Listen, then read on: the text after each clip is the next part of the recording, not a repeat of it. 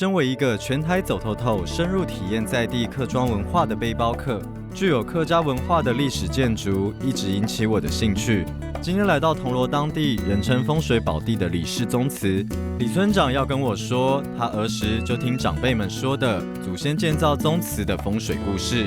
村长，走进宗祠啊，我第一次发现内层是用石头，不是用水泥地，所以这个石头是有含义吗？有，当时啊，在盖这个房子的时候，没有这个基因位移还没有这么发达的时候呢，他就在这里树立了一个桩点，然后后面也有一个，2个石头拉起来，就是刚好这边的分金线，就是这边的方位。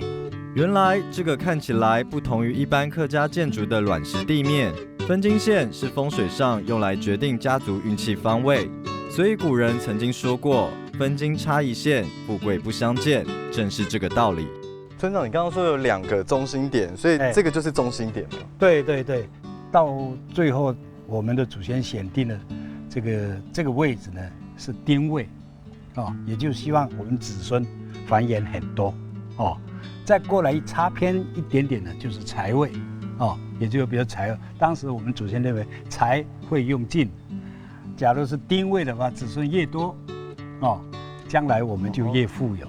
有丁司有财是李氏家族透过风水对后代子孙绵延的期许，而这个宗祠与一般李家常见的陇西堂堂号不同，上面写着敦叙堂。我想赶快请教村长当初祖先的用意。这栋房子是民国25年盖的，所以到现在呢，大概也有80年的历史。当时我们那个祖先啊，盖宗祠以后呢，把这个宗祠呢作为我们子孙开会聚集的一个场所，所以取名敦叙堂。在这栋房子盖好以后，在我们这个走廊啊，也留了2个对联，一个呢是丝丝两三分，天高体发，那一句呢是那个心田留一点，子孙耕种。世事让3分，天高地阔，心田留一点，子孙耕种。李氏先人的训示虽然已经过了2个世纪，还是言犹在耳。想着200多年来，多少李家后代子孙在这个有好风水庇护的院子平安长大，先人照顾后辈的苦心，真是自古皆然啊。